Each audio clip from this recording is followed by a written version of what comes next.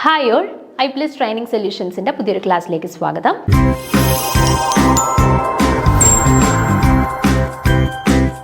നമ്മൾ ഇന്ന് കണ്ടിന്യൂ ചെയ്യാനായിട്ട് പോകുന്നത് നമ്മുടെ കെമിസ്ട്രിൻ്റെ ജൂനിയർ കെമിസ്ട്രി എക്സാമിൻ്റെ പ്രീവിയസ് ഇയറിൽ നടന്ന എക്സാമിൻ്റെ ഒരു ക്വസ്റ്റ്യൻ ഡിസ്കഷൻ സെഷനാണ്.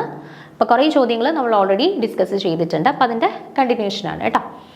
ഇന്നത്തെ ഫസ്റ്റ് ക്വസ്റ്റ്യൻ നോക്കുക. The increase in the conductivity of an electrolyte solution when the applied voltage has a very high frequency is known as. അപ്പോൾ ഇവിടെ ഒരു പെർട്ടിക്കുലർ ഫിനോമിനയുടെ ഡെഫിനിഷനാണ് തന്നിട്ടുള്ളത്. അത് എന്താണ്, അതല്ലെങ്കിൽ ഏത് ഇഫക്റ്റ് ആണ്, അല്ലെങ്കിൽ ഏത് പ്രോസസ് ആണ് എന്നാണ് ചോദിച്ചിരിക്കുന്നത്. ഒന്നുകൂടെ വായിച്ചു നോക്കുക. The increase in the conductivity of an electrolytic solution when the applied voltage has a very high frequency. എന്താണ് നമ്മൾ അപ്ലൈ ചെയ്യുന്ന വോൾട്ടേജിന് ഒരു വെരി ഹൈ ഫ്രീക്വൻസി ആണ് എന്നുണ്ടെങ്കിൽ അതിൻ്റെ കറസ്പോണ്ടിങ് ആയിട്ട് there is an increase in conductivity of the electrolytic solution. Electrolytic സൊല്യൂഷൻ്റെ കണ്ടക്ടിവിറ്റിയിൽ ഒരു ഇൻക്രീസ് ഉണ്ടാവും. ഓക്കെ, ഇത് ഏത് ഇഫക്റ്റ് ആണ്, അല്ലെങ്കിൽ ഈ ഒരു ഇൻക്രീസ് ഇൻ കണ്ടക്ടിവിറ്റി വേഴ്സസ് ഈ ഫ്രീക്വൻസി അല്ലെങ്കിൽ വോൾട്ടേജ്, ഇത് തമ്മിൽ റിലേറ്റ് ചെയ്യുന്ന ഈ ഒരു ഡെഫിനിഷൻ ഏത് ഇഫക്റ്റുമായിട്ട് റിലേറ്റ് ചെയ്തതാണ് എന്നാണ് ചോദിച്ചിരിക്കുന്നത്. വെയിൻസ് ഇഫക്റ്റ് ആണോ, സൂപ്പർ കണ്ടക്ടിവിറ്റി ആണോ, ഡിബൈ ഫാൽക്കൻ ഹാജൻ ഇഫക്റ്റ് ആണോ, ക്യൂറി ഇഫക്റ്റ് ആണോ എന്നാണ് ചോദ്യം. നമുക്ക് നോക്കാം. The Wien effect is the experimentally observed increase in ionic mobility or conductivity of electrolytes at very high gradient of electrical potential. അപ്പോൾ എന്താണ് വെയിൻസ് ഇഫക്റ്റിനകത്ത് പറയുന്നത്? വെയിൻസ് ഇഫക്റ്റിനകത്ത് പറയുന്നത് എന്താ? There is an experimentally observed increase in ionic mobility or conductivity of electrolyte at a very high gradient of electrical potential. High gradient of electrical potential apply ചെയ്ത് കൊടുക്കുന്ന സമയത്ത് എന്തിലൊരു high increase ഉണ്ടാവും എന്നാണ് പറഞ്ഞേക്കുന്നത്. നമ്മൾ അപ്ലൈ ചെയ്ത് കൊടുക്കുന്ന ഇലക്ട്രിക്കൽ പൊട്ടൻഷ്യലിൽ ഒരു ഇൻക്രീസ് ഉണ്ടാവുന്ന സമയത്ത് there is an increase in ionic mobility or conductivity of electrolytes. Ionic mobility കൂടുക മീൻസ് എന്താ? കണ്ടക്ടിവിറ്റി കൂടുക എന്നല്ലേ അർത്ഥം. അപ്പം നമ്മൾ അപ്ലൈ ചെയ്യുന്ന ഇലക്ട്രിക്കൽ പൊട്ടൻഷ്യൽ ഒരു ഹയർ വാല്യൂ ആണ് എന്നുണ്ടെങ്കിൽ അവിടെ എന്തായിരിക്കും? ഒരു ഇൻക്രീസ് ഇൻ അയോണിക് മൊബിലിറ്റിയിൽ ഒരു ഇൻക്രീസ് ഉണ്ടായിരിക്കും. അതുവഴി അവരുടെ ഇലക്ട്രിക്കൽ കണ്ടക്ടിവിറ്റിയും ഇൻക്രീസ് ചെയ്യുന്നു. ഇതാണ് വെയിൻസ് ഇഫക്റ്റിൽ പറയുന്നത്. ഓക്കെ, അപ്പോൾ വെയിൻസ് ഇഫക്റ്റിനകത്ത് ഇലക്ട്രിക്കൽ പൊട്ടൻഷ്യലും അതുപോലെ തന്നെ മൊബിലിറ്റി അല്ലെങ്കിൽ ഇലക്ട്രിക്കൽ കണ്ടക്ടൻസും തമ്മിലുള്ള റിലേഷനാണ് വെയിൻസ് ഇഫക്റ്റിനകത്ത് പറയുന്നത്.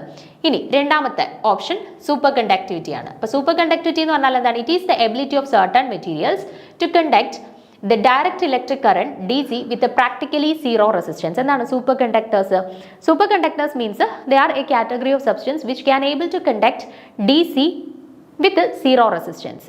അതായത് യാതൊരു റെസിസ്റ്റൻസും ഇല്ലാതെ അല്ലെങ്കിൽ സീറോ റെസിസ്റ്റൻസ് കണ്ടീഷനിൽ ഡി സി കടത്തി അല്ലെങ്കിൽ ഡയറക്റ്റ് ഇലക്ട്രിക്കൽ സപ്ലൈ കംപ്ലീറ്റ് ആയിട്ട് ട്രാൻസ്ഫർ ചെയ്യാൻ പറ്റുന്ന ആളുകളെയാണ് നമ്മൾ സൂപ്പർ കണ്ടക്ടേഴ്സ് എന്ന് പറയുന്നത്. ഓക്കെ, അപ്പോൾ ability of certain materials to conduct a direct electric current with practically zero resistance. Practically zero റെസിസ്റ്റൻസിൽ ഒരു സബ്സ്റ്റൻസിലൂടെ നമുക്ക് ഡി സിയെ കംപ്ലീറ്റ് ആയിട്ട് ക്യാരി ചെയ്യാൻ പറ്റും എന്നുണ്ടെങ്കിൽ അത്തരത്തിലുള്ള സബ്സ്റ്റൻസസുകളെയാണ് നമ്മൾ സൂപ്പർ കണ്ടക്ടേഴ്സ് എന്ന് പറയുന്നത്.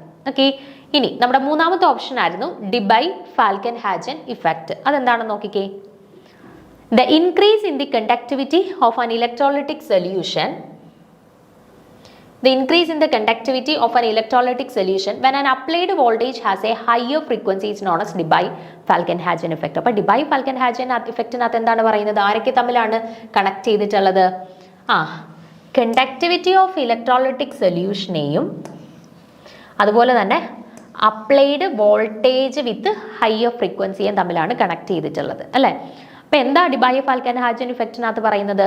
നമ്മൾ അപ്ലൈ ചെയ്ത് കൊടുക്കുന്ന വോൾട്ടേജ് ഒരു ഹയർ ഫ്രീക്വൻസി വോൾട്ടേജ് ആണ് എന്നുണ്ടെങ്കിൽ there is an increase in conductivity of the electrolytic solution. Electrolytic സൊല്യൂഷൻ്റെ കണ്ടക്ടിവിറ്റിക്ക് ഗ്രാജുവൽ ആയിട്ടുള്ള ഒരു ഇൻക്രീസ് ഉണ്ടാവും. ഓക്കെ, നമ്മൾ അപ്ലൈ ചെയ്ത് കൊടുക്കുന്ന വോൾട്ടേജ് ഒരു ഹയർ ഫ്രീക്വൻസി വോൾട്ടേജ് ആണ് എന്നുണ്ടെങ്കിൽ there is an increase in conductivity of the electrolytic solution. Electrolytic സൊല്യൂഷൻ്റെ കണ്ടക്ടിവിറ്റിയിൽ there is a gradual increase അല്ലെങ്കിൽ ഒരു ഗ്രാജുവൽ റൈസ് ഉണ്ടായിരിക്കും. അതിനെയാണ് നമ്മൾ ഡിബൈ ഫാൽക്കൻ ഹാജൻ ഇഫക്റ്റ് എന്ന് പറയുന്നത്.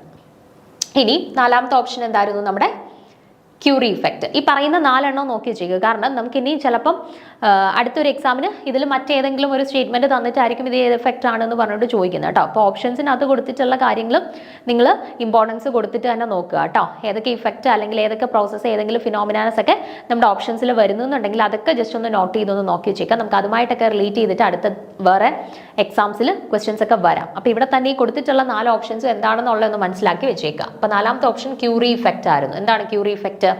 Curie effect is when a magnet reaches a certain temperature, its magnetic properties will be eliminated. And once the temperature drops below the Curie temperature, the magnet effects of the material will be returned. അപ്പോൾ എന്താണ് Curie effect എന്ന് പറയുന്നത്? ഇപ്പം മാഗ്നറ്റായിട്ട് behave ചെയ്യുന്ന ഒരു സബ്സ്റ്റൻസിൻ്റെ അവരുടെ magnetic behaviour എന്ത് ചെയ്യും? It will be eliminated when it reaches A particular temperature. ഒരു പെർട്ടിക്കുലർ ടെമ്പറേച്ചർ എത്തുമ്പം ഇവരുടെ ഈ മാഗ്നറ്റിക് ബിഹേവിയർ എലിമിനേറ്റ് ചെയ്യും അല്ലെങ്കിൽ ഡിസപ്പിയർ ചെയ്യും. Okay. And once the temperature drops below the Curie temperature, ആ ടെമ്പറേച്ചറിനെയാണ് Curie temperature എന്ന് പറയുന്നത്. Curie temperature എന്ന് പറയുന്ന ഒരു പെർട്ടിക്കുലർ ടെമ്പറേച്ചർ എത്തുമ്പം ഈ മാഗ്നറ്റിക് സബ്സ്റ്റൻസസിൻ്റെ മാഗ്നറ്റിക് ബിഹേവിയർ ഇല്ലാണ്ടാവും, എലിമിനേറ്റഡ് ആവും. ഇനി ഈ Curie ടെമ്പറേച്ചറിനെക്കാട്ടിൽ കുറഞ്ഞ ഒരു ടെമ്പറേച്ചർ നമ്മൾ കൊടുക്കുന്ന സമയത്ത് എന്ത് ചെയ്യുന്നു?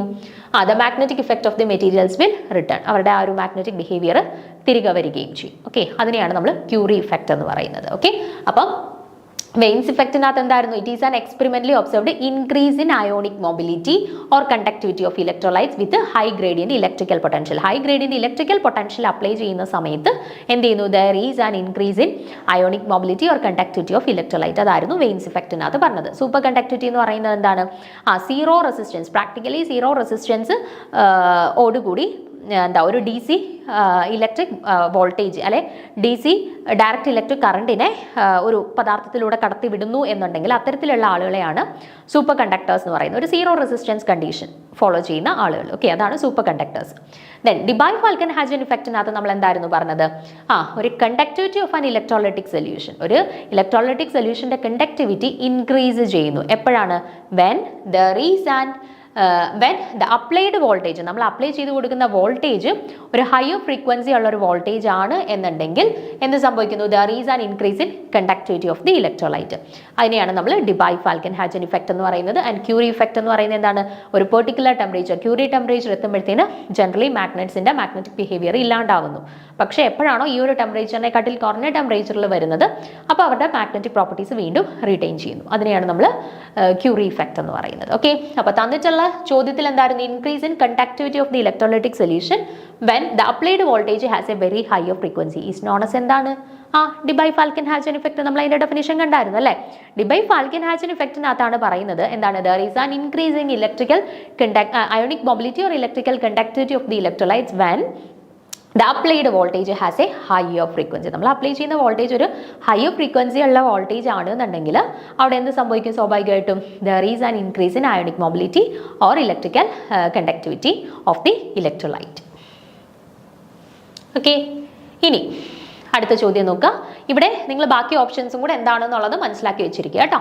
ഇനി അടുത്ത ചോദ്യം, the BET or bet equation is used to study. നമ്മുടെ BET ഇക്വേഷൻ അല്ലെങ്കിൽ ബെറ്റ് ഇക്വേഷൻ നമ്മൾ എന്ത് സ്റ്റഡി ചെയ്യാൻ വേണ്ടിയിട്ടാണ് യൂസ് ചെയ്യുന്നത്? സർഫസ് ഏരിയ ഓഫ് സോളിഡ്സ് ആണോ? സ്പെസിഫിക് കണ്ടക്ടിവിറ്റി ഓഫ് സോളിഡ്സ് ആണോ? പ്രൊട്ടക്റ്റീവ് ആക്ഷൻ ഓഫ് കൊളോയിഡ്സ് ആണോ? അതോ light scattering properties of colloids ആണോ? ഇതിൽ എന്ത് സ്റ്റഡി ചെയ്യാൻ വേണ്ടിയിട്ടാണ് നമ്മൾ ബെറ്റ് ഇക്വേഷൻ യൂസ് ചെയ്യുന്നത്? നിങ്ങൾക്ക് കാണുമ്പോൾ തന്നെ അറിയാമായിരിക്കും അല്ലേ? എന്താണ്? ഓപ്ഷൻ എ ആണ് അല്ലേ? Option A, surface area of solids study ചെയ്യുന്നതിന് വേണ്ടിയിട്ടാണ് ബെറ്റ് ഇക്വേഷൻ യൂസ് ചെയ്യുന്നത്. നമ്മുടെ സർഫസ് കെമിസ്ട്രി ആയിട്ട് റിലേറ്റ് ചെയ്തിട്ട് നിങ്ങൾ നമ്മുടെ ലാങ്മർ അഡ്സോപ്ഷൻ ഐസോതേം, ഫ്രോൺലിക് അഡ്സോപ്ഷൻ ഐസോതേം, അത് രണ്ടുമാണ് ഇമ്പോർട്ടൻറ്റ്. രണ്ടുമായിട്ട് റിലേറ്റ് ചെയ്തിട്ടുള്ള ചോദ്യങ്ങൾ സ്ഥിരമായിട്ട് മിക്കവാറും എക്സാംസിനെല്ലാം നമ്മുടെ സർഫസ് കെമിസ്ട്രിയിൽ നിന്ന് ചോദിക്കാറുണ്ട്.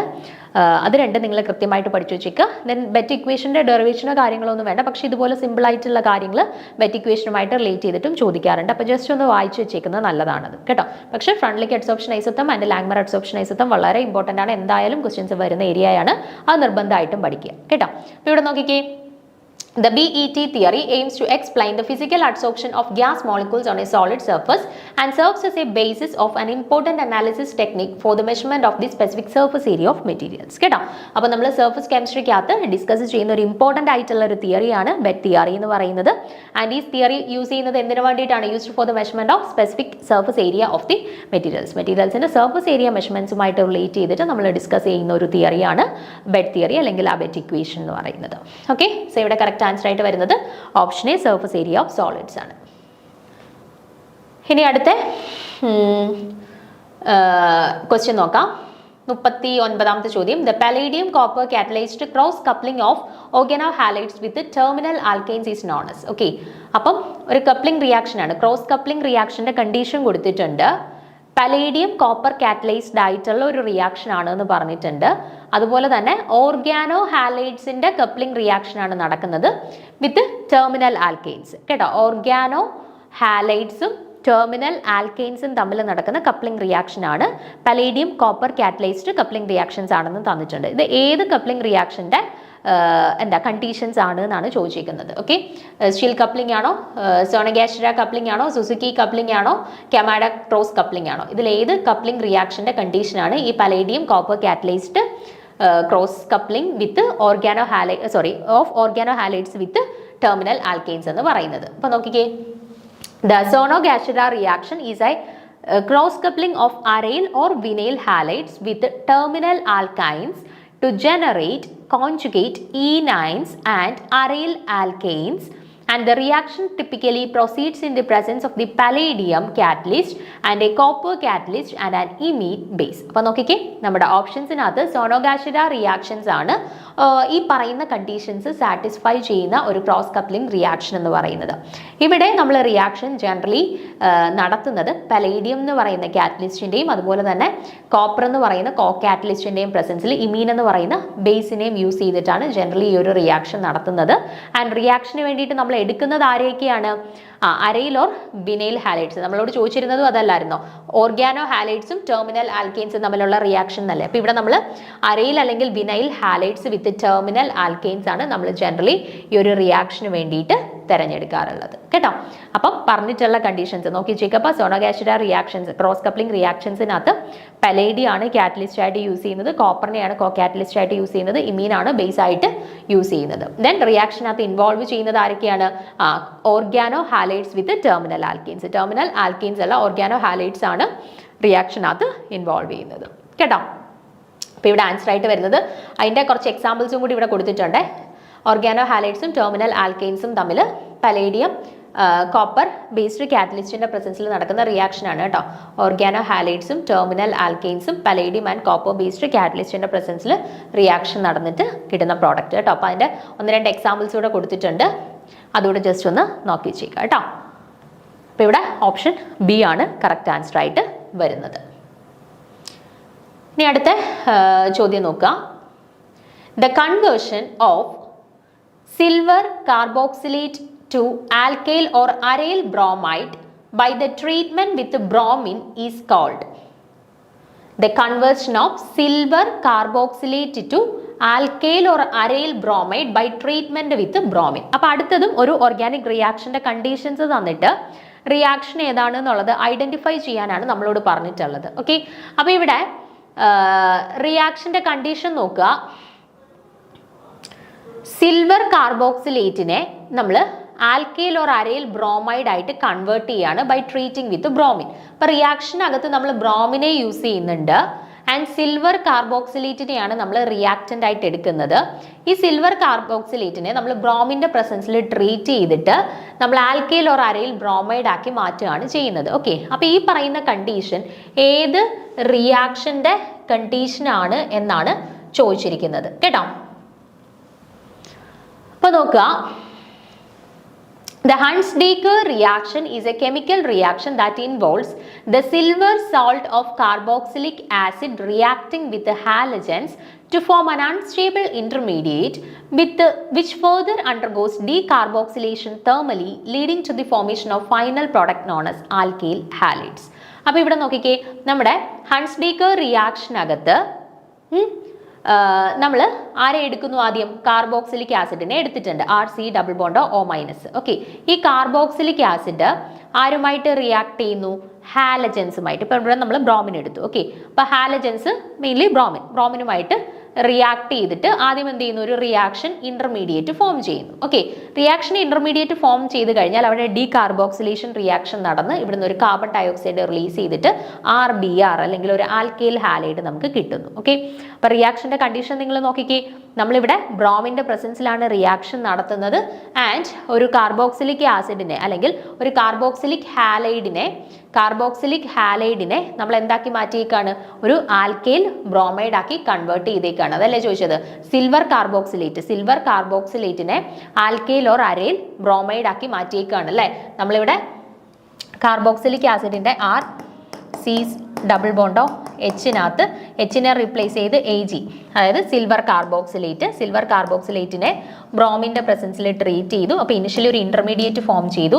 ഇന്റർമീഡിയറ്റ് അടുത്ത സ്റ്റെപ്പിൽ ഡീകാർബോക്സിലേഷൻ റിയാക്ഷൻ നടന്ന് ഒരു കാർബൺ ഡയോക്സൈഡിനെ റിലീസ് ചെയ്തിട്ട് ആൽക്കൈൽ ഓർ അരൈൽ ബ്രോമൈഡ് അല്ലെങ്കിൽ ആൽക്കൈൽ ഓർ അരൈൽ ഹാലൈഡ് ആയിട്ട് കൺവേർട്ട് ചെയ്യുന്നു കേട്ടോ. അപ്പോൾ ഈ റിയാക്ഷൻ എന്ന് പറയുന്നത് ഏത് റിയാക്ഷനിലാണ് ഈ സംഭവങ്ങൾ നടക്കുക? ഹൻസ്-ഡീക്കർ റിയാക്ഷനിലാണ് ഈ പറയുന്ന കണ്ടീഷൻസ് നടക്കുക. അപ്പോൾ ഇവിടെ ഓർക്കുക, നമ്മൾ റിയാക്ഷന് വേണ്ടിയിട്ട് എടുക്കുന്നത് ആരെയാണ്? ഒരു സിൽവർ കാർബോക്സിലേറ്റിനെയാണ് അല്ലെങ്കിൽ കാർബോക്സിലിക് ആസിഡിനെയാണ് എടുക്കുക. ആൻഡ് റിയാക്ഷൻ നടന്നു കഴിഞ്ഞ് നമുക്ക് കിട്ടുന്നത് ആൽക്കൈൽ ഹാലൈഡ്സിനെയാണ് അല്ലെങ്കിൽ ആൽക്കൈൽ ബ്രോമൈഡ്സിനെയാണ്, ആൽക്കൈൽ ഓർ അരൈൽ ബ്രോമൈഡ്സിനെയാണ് കിട്ടുന്നത്. റിയാക്ഷൻ നടത്തുന്നത് ഇൻ പ്രസൻസ് ഓഫ് ബ്രോമിനുമാണ്. ഓക്കെ, അപ്പോൾ ഇവിടെ ഓപ്ഷൻ C ആണ്, ഹൻസ്-ഡീക്കർ റിയാക്ഷൻ ആണ് നമ്മുടെ കറക്റ്റ് ആൻസർ ആയിട്ട് വരുന്നത്. Option C. ഓക്കെ ആണേ. അപ്പോൾ അടുത്ത ചോദ്യത്തിലോട്ട് പോവാം. The number of radial nodes for a 5D orbital. ഒരു 5D ഓർബിറ്റലിന്റെ കറസ്പോണ്ടിങ് ആയിട്ട് എത്ര റേഡിയൽ നോഡ്സ് വരും എന്നാണ് ചോദിച്ചിട്ടുള്ളത്. ഓക്കെ, റേഡിയൽ നോഡ്സ് 2 ആണോ 3 ആണോ 1 ആണോ 5 ആണോ എന്നാണ് ചോദിച്ചേക്കുന്നത്.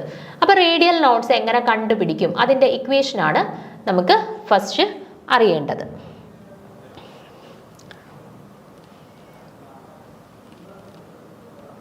ഇപ്പം ഇവിടെ നോക്കുക, നമ്മുടെ റേഡിയൽ നോഡ്സ് കണ്ടുപിടിക്കാനായിട്ട് നമ്മൾ യൂസ് ചെയ്യുന്ന ഇക്വേഷനാണ്